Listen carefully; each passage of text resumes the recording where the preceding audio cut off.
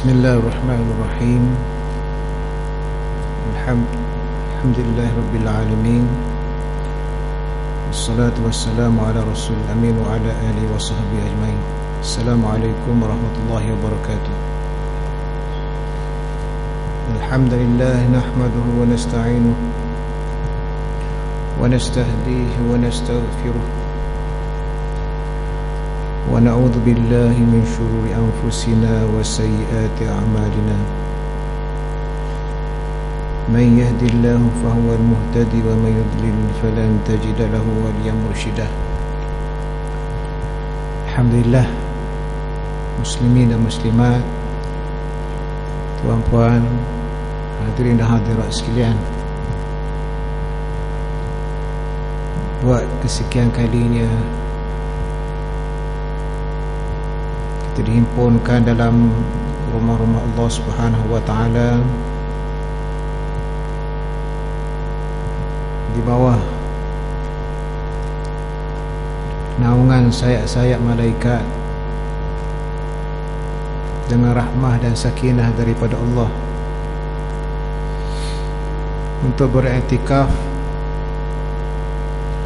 memetik ganjaran-ganjaran pahala yang disediakan oleh Allah yang Maha Pemurah,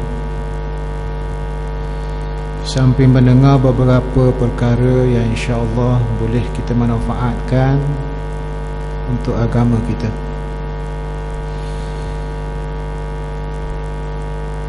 Dan saya akan meneruskan pembacaan kitab Mustikah Hadis Rasulullah sallallahu alaihi wasallam dalam bab beriman kepada adanya malaikat.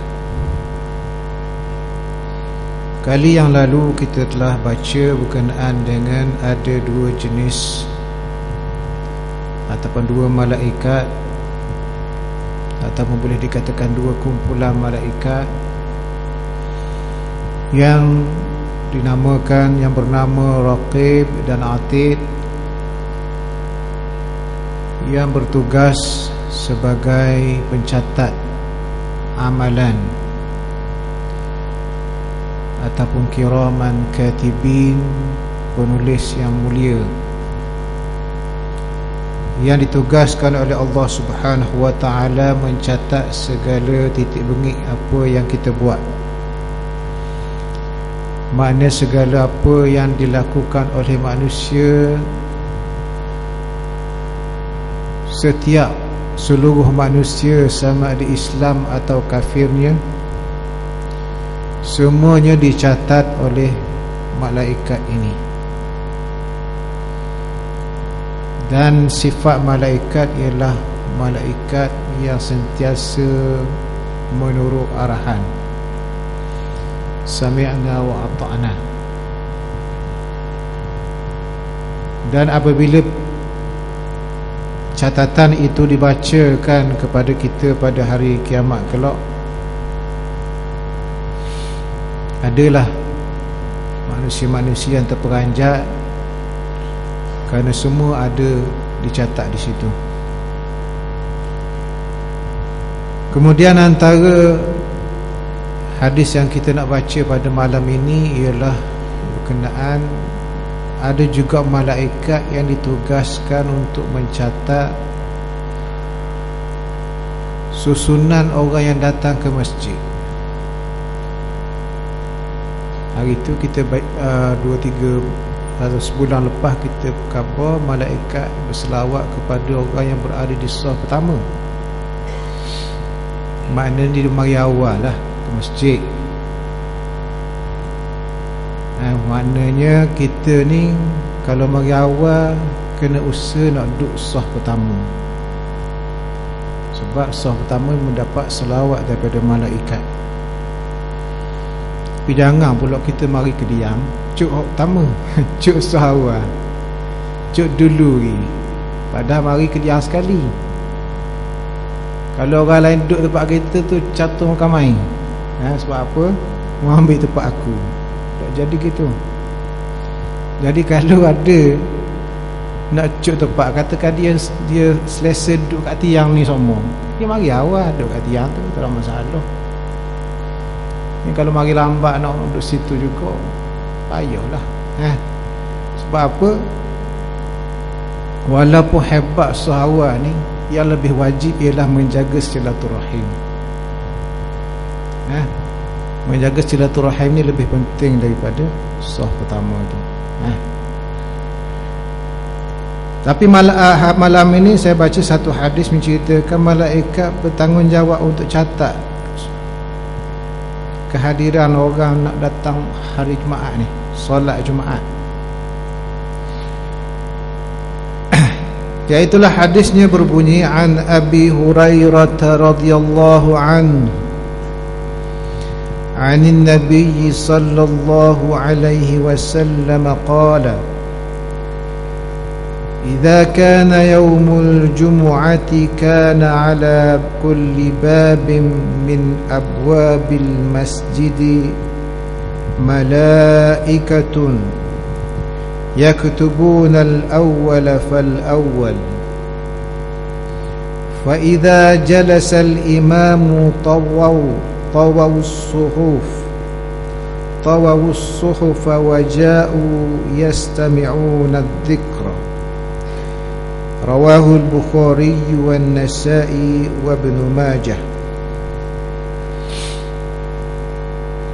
Hadisnya berbunyi daripada Abu Hurairah radhiyallahu anhu, daripada Nabi sallallahu alaihi wasallam sabdanya, apabila tiba hari Jumaat,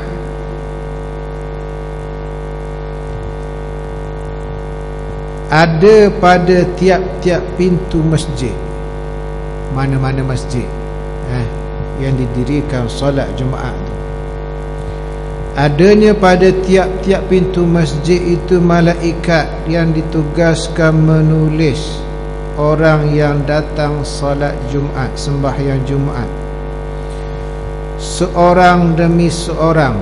Al-awwalu fal-awwal, yang pertama ditulis pertama, yang kedua ditulis kedua, ikut susunan. Kemudian apabila imam duduk di atas mimbar, malaikat itu melipat lembaran surat ataupun menutup buku catatan itu yang ditulisnya, serta mereka datang mendengar khutbah. Hadis daripada Bukhari, Nasai dan Ibnu Majah. Muslimin muslimat sekalian, pada hari yang dikatakan penghulu segala hari, hari Jumaat. Sebelum Islam, hari Jumaat ni tak nama hari Jumaat, ini namanya hari Urubah. Hari Urubah. Pada hari ini biasanya sebelum Islam ni dihadirkan perhimpunan, ramai-ramai di Kaabah untuk baca syair dan sebagainya. Dalam Islam dinamakan hari Jumaah, iaitulah hari yang kita berhimpun beramai-ramai untuk menunaikan syiar fardu Jumaat, dan dia dianggap sebagai penghulu segala hari, Sayyidul Ayyam, kerana beberapa keistimewaan. Antaranya dia pada hari Jumaat lah dijadikan Adam daripada tanah. Ketika mana Allah mula nak cipta manusia, wa idh qala rabbuka lil malaikati inni ja'ilun fil ardi khalifah, nak jadikan di atas muka bumi ini khalifah. Allah Ta'ala buat cipta Nabi Adam pada hari Jumaat. Kemudian pada hari Jumaat pula juga Nabi Adam diturunkan ke bumi untuk menunaikan tanggungjawab sebagai khalifah. Dengan hikmah dari peristiwa yang berlaku, maka manusia diturunkan ke bumi Allah Subhanahu wa ta'ala untuk mentadbir bumi bermula pada hari Jumaat. Kemudian pada hari Jumaat ini dijadikan satu masa yang paling mustajab doa. carilah masa pada hari Jumaat itu untuk berdoa, dan kalau kena ketikanya doa kita akan dimakbulkan oleh Allah Subhanahu wa taala. Tetapi alim-alim ulama khilaf bilakah masanya. Tak tahu yang mana rajih, bilakah masanya. Ada yang kata sebelum solat Jumaat, ada yang kata selepas azan, ada yang kata antara khutbah, dua khutbah, ada yang kata selepas solat waktu imam membaca doa, ada yang kata selepas solat Jumaat. Rumusannya atau kesimpulannya, mari awal dapatlah saat itu, mari awal ke sejid. Sebab learning kau lama kau kurang, kau rasa kau renggeh kat sejid ni. Kau mari awal. Dulu ingat masa kecil-kecil tu, masa budak umur kita muda-muda belasan tahun tu, setengah jam nak solat Jumaat tu ramai dah. Ini kat kampung hamba lah, pukul 1.10 3-4 minit lagi nak azan Jumaat, nak dosah pun tak boleh lagi. Bila bang baru mari belaka. Jadi ni apa yang berlaku, kita tak nak cari ke waktu yang mustajab doa tu? Carilah waktu, itu waktu yang paling Allah Ta'ala suka untuk memakbulkan doa kita. Dan pada hari Jumaat lah juga berlakunya qiyamah, hari akhirat. Matahari akan naik sebelah barat pada hari Jumaat. Jadi antara beberapa sebab inilah yang menjadikan dikatakan Jumaat afdalu ayyamil usbu', semolek-molek ataupun menghulu segala hari.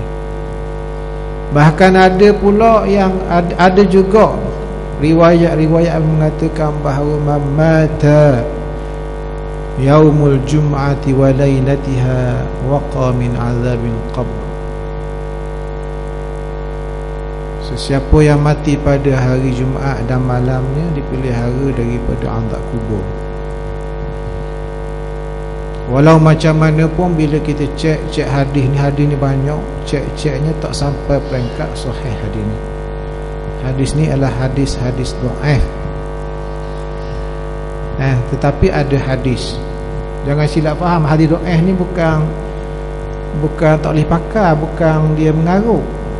Kadang-kadang hadis dhaif ni betul, tapi riwayat tu tak bersambung. Mungkin dengar-dengar gitu je. Sedangkan dia punya disiplin hadis yang sahih, dia kena seorang jumpa seorang ambil daripadanya.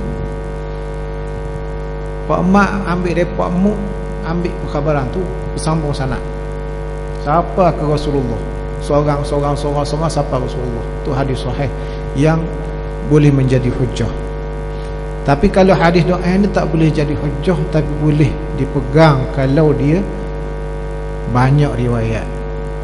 Dan dalam hadis ni banyak riwayat, tapi ia hadis dhaif.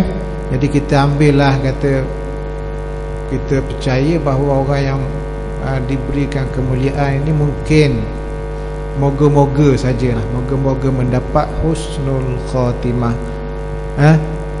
kesudahan yang baik. Tapi nak kata dia ni diringan daripada azab kubur, macam tak kena pula. Sebab apa? Rasulullah mati hari Isnin. Jadi kita kata moga-moga tanda ia merupakan husnul khatimah sahaja. Kemudian pada hari Jumaat ini ada ibadat yang sangat dituntut oleh Allah Subhanahu wa taala, iaitu solat Jumaat. Jadi Rasulullah bersabda, pada hari itu ada malaikat yang menjaga pintu masjid. Dia catat seorang yang mari itu.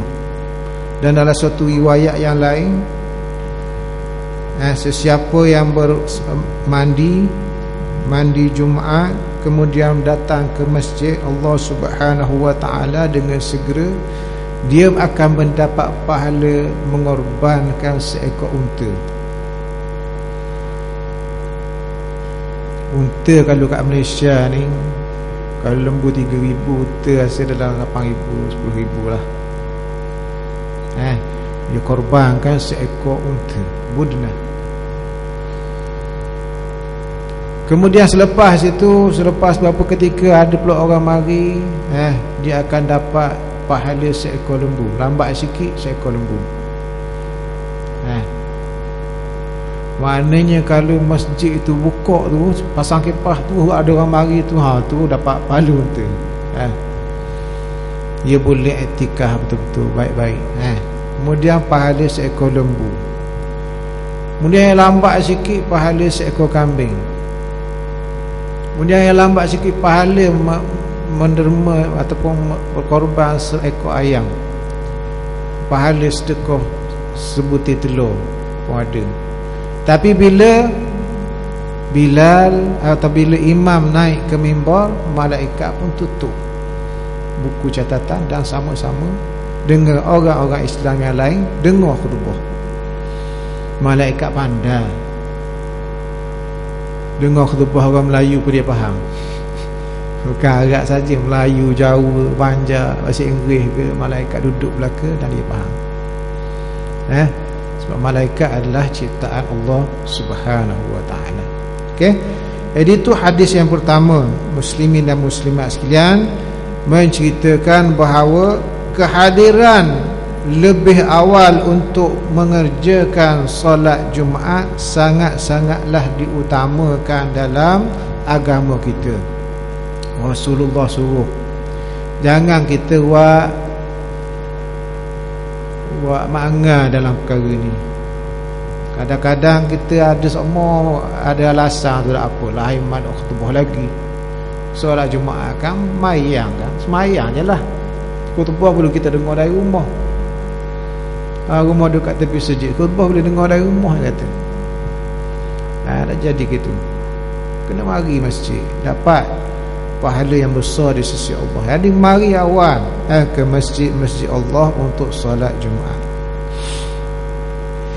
Dalam hadis ini Rasulullah sallallahu alaihi wasallam menyatakan bahawa kedatangan sidang jamaah ke tempat solat Jumaat juga ada penulisannya daripada malaikat.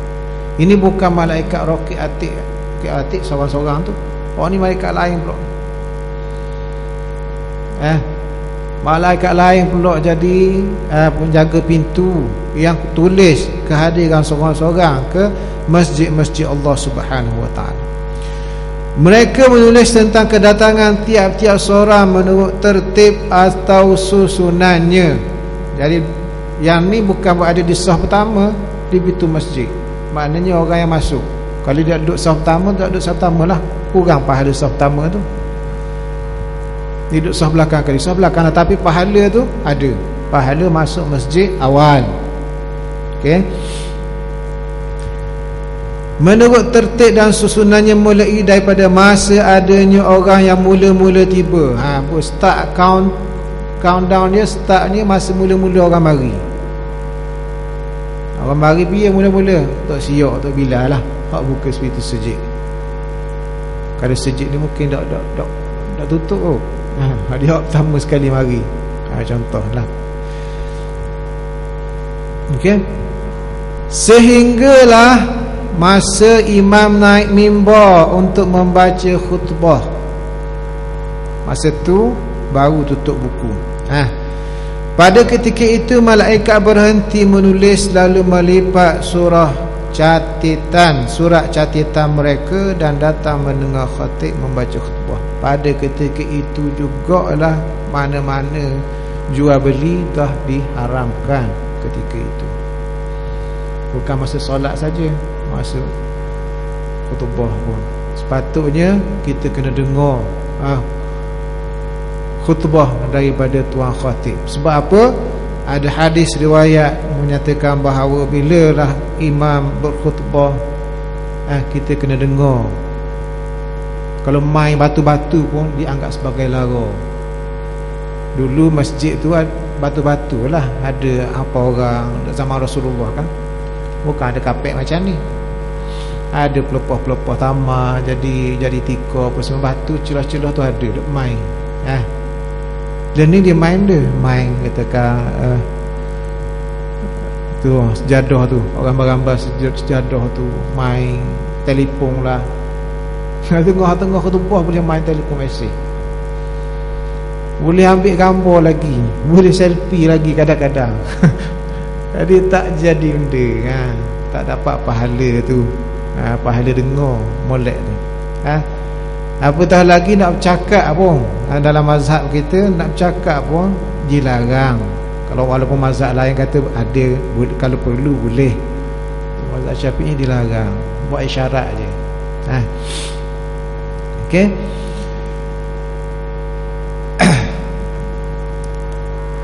Dengan itu dapat difaham bahawa orang yang datang setelah imam naik mimbar tidak tercatat di antara orang yang mendapat fadilat susunan kehadirannya ke masjid. Jadi dia punya pahala masuk masjid itu tak ada. Pahala besar tu masuk masjid, walaupun mendapat fadilat solat Jumaat. Solat Jumaat ada, bukan tak ada. Bukan jangan kita kata solat Jumaat tak berguna. Tak guna. Tapi pahala masuk masjid awal tu tak ada, untuk orang-orang yang lewat daripada imam naik ke mimbar. Maka amatlah baiknya bagi tiap-tiap orang yang datang lebih awal ke tempat solat Jumaat sebelum imam naik mimbar. Jadi ini hadis yang pertama. Malaikat beradang jaga supaya kita ni bersegera bersama dengan malaikat-malaikat di rumah-rumah Allah Subhanahu wa ta'ala. Kemudian hadis yang keduanya, di antara malaikat juga ada yang ditugaskan menulis amal-amal soleh yang biasa dikerjakan oleh seseorang. Kemudian ia terhenti melakukannya sebab bencana atau sakit yang menimpanya. Manakala ada orang tu mari sokmo dengar di masjid tiap-tiap malam, tiba-tiba tak ada dia seminggu 2 minggu sebab duk kat uat. Mana malaikat yang duduk kat masjid ni catat sama pak mak ni ada. Pak mak ni ada sebab uzur dia tak ada. Begitu juga Rasulullah masa perang pun Rasulullah muhasabah sama kat tentera mujahidin, tentera sahabat-sahabat ni selepas perang. Jangan kata orang hendak perang tu komang belaka, jangan. Rasulullah sebelum masuk Madinah, Rasulullah kata kamu meninggalkan satu kaum yang kamu buat apa pun, kamu redah wadi ke redah pada pasir, mereka bersama-sama kamu, tapi mereka tak dapat datang kerana uzur. Jadi jangan duk ingat orang yang tak pergi berjuang tu tak molek, sebab kadang-kadang ada yang diuzurkan, ada yang mendapat sakit dan sebagainya. Begitu juga di masjid, di mana-mana sajalah. Kalau dia biasa melakukan amal yang soleh, tiba-tiba terhenti amalan soleh tu kerana sakit ataupun kerana musibah yang menimpanya, amal soleh yang sentiasa dilakukan itu tetap ditulis oleh malaikat. Dah buat apa? Dah gitulah, sebab Allah Ta'ala ni rahmatuhu wasi'at kullai syai', wa rahmati wasi'at kullai syai'. Rahmat aku ni meluas meliputi segalanya. Allah Ta'ala tak kedekut. Allah Ta'ala tak kedekut. Kerana manusia ini makhluk yang sentiasa terdedah pada kesilapan, terdedah kepada keuzuran, sakit, musibah dan sebagainya. Allah Ta'ala berfirman, walanabluwannakum, bisyai'in minal khawfi wal ju'i wa naqsin minal amwali wal anfusi wath thamarat wa basyiris sabirin alladhina idza asabathum musibatun qalu inna lillahi wa inna ilaihi raji'un wa lanabluwannakum. Kalau kita belajar bahasa Arab ada dua huruf taukid di sini, dua huruf penguat. Kami sungguh-sungguh tetap dah sungguh tetap pula akan memberi cubaan kepada kamu, ujian kepada kamu. Bala tu ujian, la tu satu lagi sungguh na tu ruh yang kedua tu, nakun tu itu pasti. Dua kali sungguh sebut, kami pasti tetap akan memberi ujian kepada kamu. Maknanya sungguh lah akan berlaku pada setiap kita. Bisyai'in minal khawfi wal ju'i wa naqsin minal amwali wal anfusi wath thamarat, dengan perkara yang melibatkan ketakutan, kelaparan dan kehilangan amwal, harta, jiwa, kematian, wath thamarat dan buah-buahan. Wabasyiris sabirin, perniagaan pun kadang-kadang rosak, kadang-kadang jatuh. Wabasyiris sabirin, dan maka berbahagialah orang-orang yang sabar. Siapa orang sabar? Iaitulah orang yang bila datang musibah dia kata inna lillahi wa inna ilaihi raji'un. Bila datang musibah apa-apa pun, sahabat hatta tali kasut putus pun inna lillahi wa inna ilaihi raji'un. Bukan semestinya mati saja qalu inna lillahi. Berkena kemalangan, jatuh sakit, semuanya kita sebut inna lillahi wa inna ilaihi raji'un. Itulah tanda orang-orang yang sabar. Bahkan Rasulullah sabda dalam hadisnya, asyaddun nasi bala'an al-anbiya thumma al-amthalu fal-amthal. Orang yang paling kuat ujiannya ialah nabi-nabi, kemudian orang yang terbaik di kalangan mereka, dan kemudian orang yang terbaik. Maknanya orang yang soleh ni Allah Ta'ala uji dia banyak perkara. Dan kalau dia sabar, itulah yang terbaik untuk mereka. Jadi hadis ini menceritakan bahawa an Anasin radhiyallahu anhu anna an-nabiy sallallahu alaihi wasallam qala إذا ابتلى الله المؤمن ببلاء في جسده قال للملك اكتب له صالح عمله الذي كان يعمل فإن شفاه غسله وطهره وإن قبضه غفر له ورحمه. Rawahu Ibnu Abi Syaibah wal Imam Ahmad wal Baihaqi. Maksudnya daripada Anas radhiyallahu anhu bahawa Nabi sallallahu alaihi wasallam bersabda, apabila seseorang mukmin diuji oleh Allah dengan sesuatu bencana pada tubuhnya, Allah Ta'ala berfirman kepada malaikat penulis amalannya, malaikat rakib dan atid, penulis amalannya, tulislah juga untuknya amal-amal soleh yang biasa dilakukan. Kemudian jika Tuhan hilangkan bencana yang menimpanya itu, Tuhan jadikan dia hidup dalam keadaan yang baru, bersih suci dari dosanya. Dan jika Tuhan mengambil nyawanya, diberi keampunan serta dikurniakan rahmat kepadanya.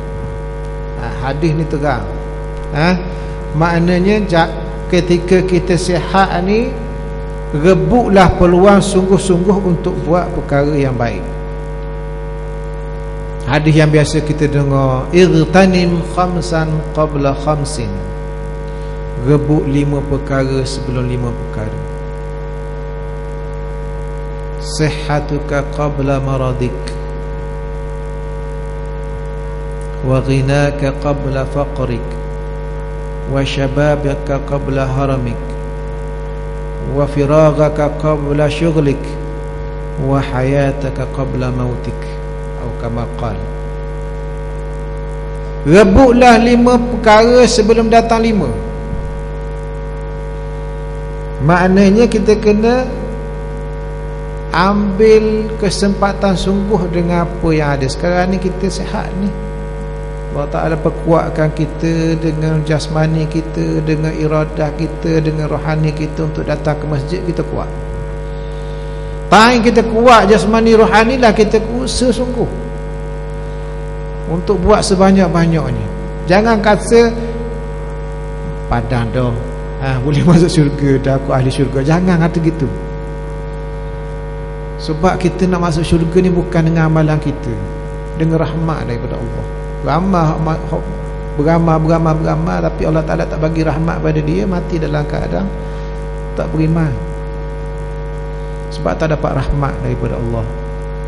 Ramai yang hidup dia mungkin awal-awal tak molek, tapi bila dapat rahmat dia beriman dan mati dalam keadaan baik. Jadi kita kena sentiasa merebut sungguh-sungguh. Ada juga orang sihat tapi hati dia, rohani dia tak sihat. Sihat bukan main, boleh gocoh sana sini, juara gusti, juara boxing siang, ke hulu ke hilir akulah juara, tapi hati dia sakit. Tak pernah rasa nak datang berjumpa dengan Allah, tak pernah nak rasa berzikir kepada Allah Subhanahu Wa Taala. Tapi orang yang boleh datang masjid, boleh dengar kuliah, boleh dengar ayat-ayat Al-Quran adalah orang yang sihat jasmani dan rohani dia. Makanya kita kena ambil peluang sekarang. Samping dengar, kita iktikaf, hati kita berzikir, ada peluang untuk menyumbang, kita menyumbang, ada peluang baca Quran. Di masjid baik, di jalanan baik. Biarlah timbul peribadi-peribadi yang sebaik Abu Bakar As-Siddiq, Umar Al-Khattab, yang ketika mana lahir mereka dulu, pengkaji-pengkaji sejarah memandang mereka, menganggap mereka sebagai jilul Quranil Farid, generasi Quran yang unik. Tak pernah berlaku dalam sejarah manusia-manusia seramai itu yang begitu baik. Dikatakan sebagai Al-Quran yantashiru fil ardi, Quran yang melata di atas muka bumi Allah Subhanahu Wa Taala. Dia buat tu orang nampak Quran yang buat, Quran yang suruh. Sampai Aisyah katakan khuluquhul Quran, akhlak, peribahasa ataupun tingkah laku Rasulullah tu adalah Quran. Okey, biar jadi gitu. Sementara kita sihat. Apa 5 perkara itu? Syababaka qabla haramik, masa muda sebelum datang tua. Tapi muda ni di situ bukan usia saja. Kadang-kadang kekuatan pula. Kalau tu ada juga muda yang darah, tak ada iradah dia. Kerana 60, 70 mungkin muda lagi jiwa dia tu, kuat lagi. Minggu lepas ada umur 84 tahun, kahwin lagi. Kahwin lagi dengan umur 40, 30. Muda lagi tu. Tapi kita kena rebut masa muda ni. Orang-orang muda terutamanya lah bawah 40 tahun yang Allah Ta'ala beri ganjaran betul-betul ni. Kita muda belaka dah dulu. Tapi orang muda-muda ni kena sedarlah, itu nikmat daripada Allah Subhanahu. Kita kena usaha sebelum datang waktu tua. Yang keduanya, waktu kita kaya sebelum datang waktu miskin. Kaya ni bukan nanti ada rumah 2-3 hotel, ada duit 2-3 juta. Bukan itu kayanya. Kaya ni mana kita cukup, keperluan kita cukup dan hati kita tenang. Kalau kaya saja hati tak tenang, hutang keliling pinggang, tak jadi stabuk benda tu. Tak ada faedah kaya. Kaya duduk dalam keadaan takut. Kita walaupun gaji tak besar mana, tapi kita cukup, tak berhutang, dan hati kita senang. Jumpa orang pun senang. Ini innamal ghina ghinan nafs. Kaya tu kaya diri. Kita dalam keadaan tenang. Jadi masa kita kaya senang, inilah kita rebut sebelum datang masa susah. Ini dari sudut sumbangan, sedekah, derma dan sebagainya, zakat. Faragaka qabla syughlik. Masa ruang kosong kamu, masa kamu ada masa sebelum datang masa sibuk. Itu yang keempatnya. Jadi kalau kita tak ada kerja tu, sibukkan diri kita dengan kerja-kerja yang berfaedah. Okey. Dan yang terakhirnya, hayatak, yang besar sekali, masa kamu hidup sebelum datang masa mati. Sebab bila mati tak ada faedah. Tak ada faedah. Kita kesal guana pun, tubik air mata darah pun tak ada faedah. Kita berteriak ketika itu, hatta idza jaa ahadakumul maut qala rabbi laula akhartani ila ajalin qarib fa asaddaqa wa akum minal salihin. Ramai orang bila mati saja dia kata, ya Tuhan, kalau boleh datangkan, kembalikan aku sekejap ke atas muka bumi ini, fa asaddaq, senescaya aku akan bersedekah dan jadi orang yang soleh. Tak boleh dah tuan-tuan kalau kita mati. Jadi apabila kita merebut peluang ini dan kita membiasakan diri dengan amal-amal soleh ini, kalau kita diberikan keuzuran, diberi ujian uzur oleh Allah Subhanahu wa taala pun, kita akan tetap mendapat pahala-pahala seumpamanya. Sekiranya seorang itu ditimpa kemalangan, maka hendaklah dia menerima kejadian itu dengan tabah hati dan bersabar. Kerana sikap sedemikian akan membawa kebaikan kepadanya. Ajaban li amril muslim. Sungguh heran orang Islam ni. Inna amrahu kullahu fi khair, Rasulullah kata. Urusan ni semua baik-baik belaka. Dapat perkara baik, dia bersyukur, menjadi pahala kepadanya. Dapat perkara tak molek pun, dia bersabar, menjadi perkara yang baik kepadanya. Semua itu berlaku pada orang Islam saja. Orang yang benar-benar yakin dan patuh kepada Allah Subhanahu wa taala. Antara kebaikan yang datang daripada penyakit dan ujian yang menimpa kita, kalau kita belajar sejarah Nabi-Nabi ni, kita tengoklah Nabi-Nabi memang banyak cubaan ni. Antara Nabi yang paling hebat dicuba ialah Nabi Ayub. Nabi Ayub adalah kematian anak beranak belaka, dicuba oleh Allah dengan penyakit-penyakit yang agak serius, tapi dia bersabar. Kalau orang Arab bila sebut sabar, disebut sabra Ayub. Kalau orang Melayu kan garang macam rimah, jahat macam Firaun. Tapi orang Arab kalau sabar, sabra Ayub. Fa sabara sabra Ayub, dia bersabar macam Nabi Ayub. Jadi peribahasa lebih dalam, sabra Ayub. Orang yang bersabar, dan menjadi dia angkat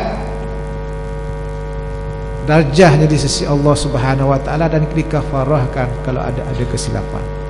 Berbanding dengan musuh-musuh Allah, ada yang Allah Taala langsung tak bagi sakit. Fir'aun laknatullah, Allah Taala jadikan dia langsung tak sakit, bersin pun dok.